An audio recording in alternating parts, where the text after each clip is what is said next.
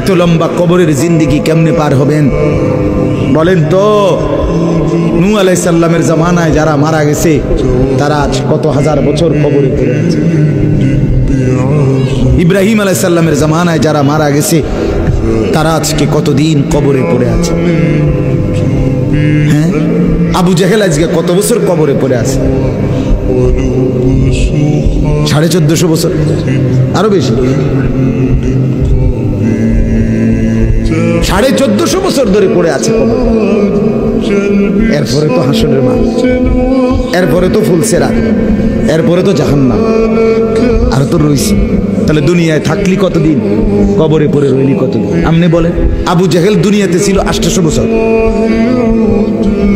কথা কন না? আবু লাহাব দুনিয়াতে জীবিত ছিল 900 বছর, তো কবরে আছে কত বছর? তো বাঁচছে কয় বছর? নাহলে 60 বছর, নাহলে 70 বছর, ঠিক কিনা বলেন? তাহলে দুনিয়ায় ছিলি কতদিন, কবরে আসত কতদিন? আচ্ছা, এই কথাই এখনই মনে হইল। হ্যাঁ, এরপরে তো সামনেটি রয়েছেই মিয়া, এখনো তো কিয়ামত আসে নাই, এখনো তো ইসরাফিল ফু দেয় নাই। একবার ফু দিবে, সব কবরে যাবে, আবার ফু দিবে, হাসরের মাঠ কায়েম হবে।